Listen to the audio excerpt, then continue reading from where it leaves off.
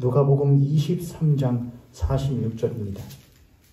누가복음 23장 46절 함께 읽습니다. 예수께서 큰 소리로 불러 이르시되 아버지 내 영혼을 아버지 손에 부탁하나이다 하고 이 말씀을 숨기시다. 아멘. 가상칠언을 사순절 동안 6번 동안 했고 오늘 성금요일 마지막 가상칠언 말씀을 나눔으로 이제 마무리를 지려고 합니다. 오늘 제목이 아버지 손에입니다. 사순절 어떻게 보내셨습니까, 여러분? 오늘이 사순절 39번째 날이고 내일이 40일째입니다. 오늘 예수님이 십자가에서 죽으신 날 성금요일이고 예수님께서 죽은 지 사흘 만에 부활하셨다고 하니까 오늘, 내일, 그리고 주일, 안식일 전날이라고 하죠. 안식이라고 하죠. 안식일 날 이제 예수님께서 부활하시게 됩니다. 그래서 오늘은 예수님께서 십자가에 죽으신 날인 동시에 예수 그리스도께서 부활하실 것을 기다리는 시간이 바로 오늘이라고 할 수가 있겠습니다. 그래서 어떤 사람들이 인생에 있어서 한 번에 도약을 해야 된다고 할 때에 깊은 인생의 수렁이나 고난 가운데 빠지는 사람 보고 야, 지금 너 무엇하고 있는 중인 거야? 마치 개구리가 멀리 뛰려고 점프를 하려고 한껏 웅크린 것처럼 웅크리고 있는 것이야. 더 멀리 뛰려고 흔히들 그런 표현으로 많이들 이야기를 하는데 굳이 미약 하나만 그런 표현을 따진다고 한다면은 덧붙인다고 한다면은 예수님께서 지금 무덤 가운데 계시는 것은 죽으신 것이 아니라 이 세상에 있을 수 없는 오직 하나님의 능력으로만 가능한 부활을 이루시기 위하여 지금 무덤 가운데 계신 부활의 준비 시간이라고 우리들이 생각하면 될 것 같습니다. 사순절 기간 여러분들께서 잘 보내오셨다면은 제가 눈너차 말씀드린 바대로 예수 그리스도의 부활이 그의 죽으심이 내 죽음이 되면은 그의 부활하심도 내 부활로 여겨지겠지만 그의 십자가의 죽으심이 내 죽음으로 경험되어지지 않으면 부활절은 그냥 계란 까먹는 날입니다. 아무 날도 아닙니다. 오늘 성금요일이라고 차량 운행을 해서 오는데 날씨가 얼마나 좋아요, 여러분? 그렇죠, 여러분? 반팔 입고 다니는 사람들도 있어요. 경제도 어렵고 많이 하겠지만은 그래도 날씨 이 정도 괜찮으면은 주머니 한 번쯤은 열어볼만 합니다. 그런데 사람들이 금요일을 무슨 금요일이라고 하는데 불금이라고 하는데 오늘은 우리들에게 불금이 아니고 무슨 금요일이냐? 성금요일입니다. 성금요일.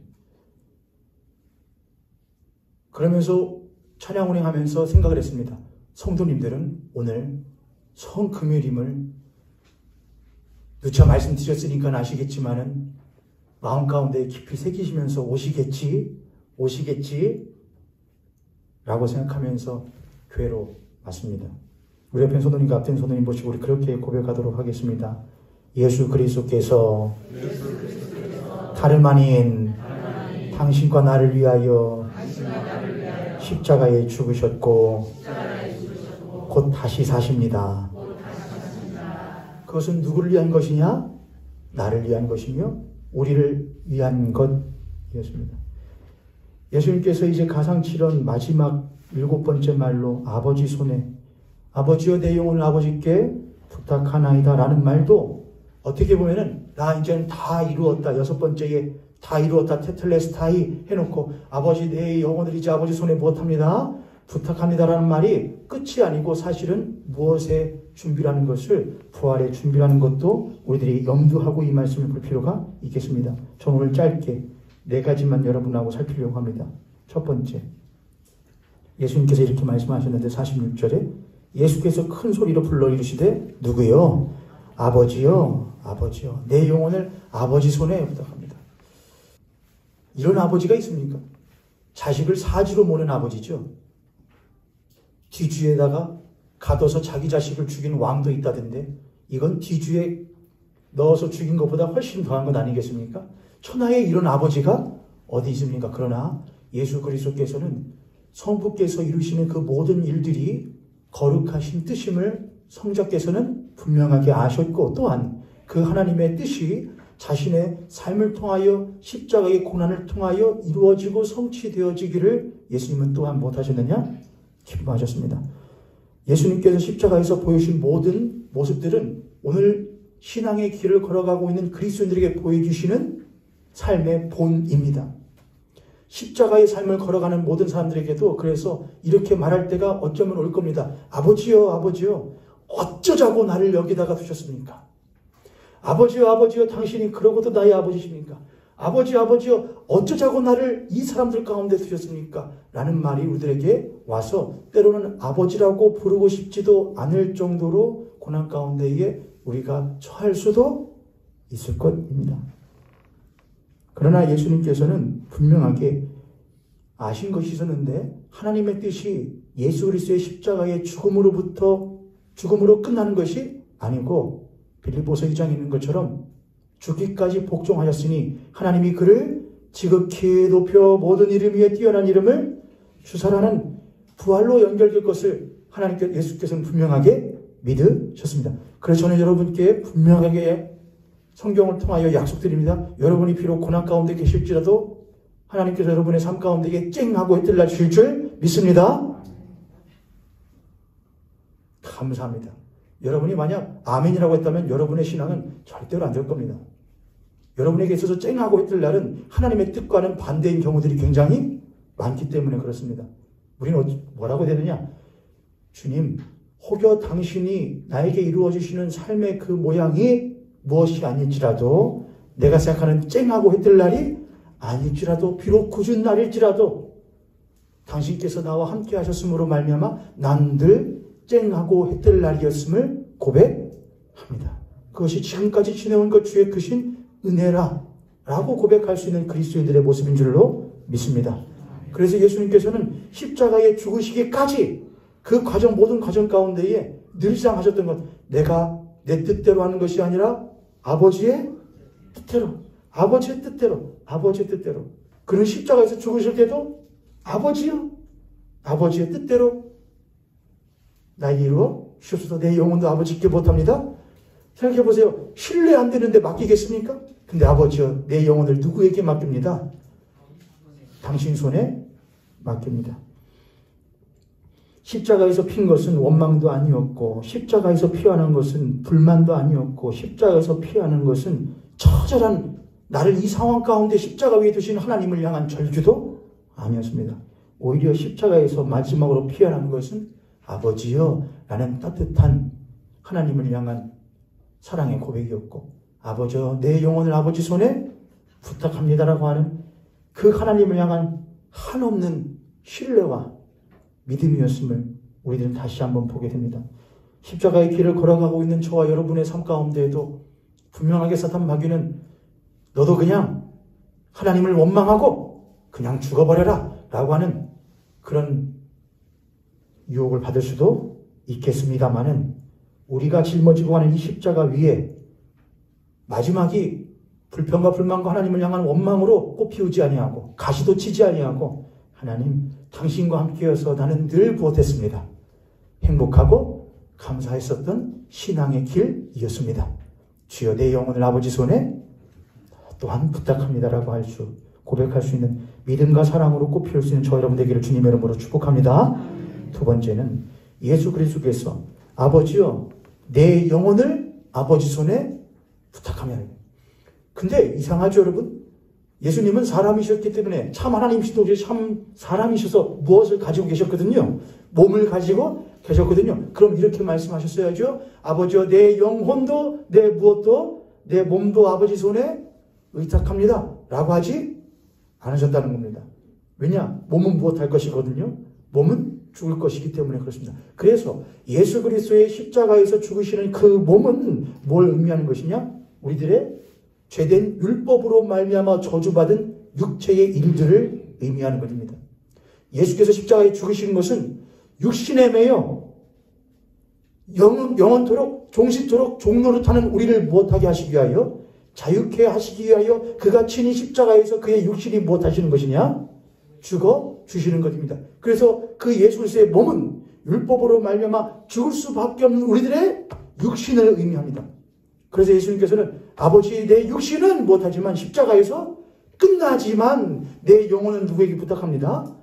그래서 우리 그리스도인들이 대답해야 하고 고백해야 될 것은 무엇이냐? 하나님, 내가 그리스도인으로서 이 땅 가운데 살아갈 동안에 내 육체가, 내 몸뚱아리가 또는 내 자아가 부정되어지고 고립되어지고 아프고 또는 곰핍할 때가 분명히 못할 것인데 있을 것인데 내가 만약 당신을 이 몸뚱아리로 당신을 고백한다고 한다면은 나는 영원히 종노릇하는 신앙인이 될 수밖에 없을 것입니다. 무엇이 종노릇입니까? 내가 아프면 당신은 힘이 없는 분, 내가 곰핍하면 당신 나를 사랑하지 않는 분, 내가 아쉽고 부족하면 당신 나를 축복하지 않으시는 박하신 하나님으로는 고백할 수밖에 없는 종살이하는 그리스도로 살 수밖에 없을 것이지만 주여 내 몸은 비록 곰핍하나 내 영혼은 당신께 못하나이다 부탁하나이다라고 한다면은 우리는 율법의 얽매인 신앙인이 아니라 하나님의 성령의 매인 신앙인으로서 살 수 있을 줄 믿습니다. 그래서 예수님께서는 친히 우리들의 본을 보여주십니다.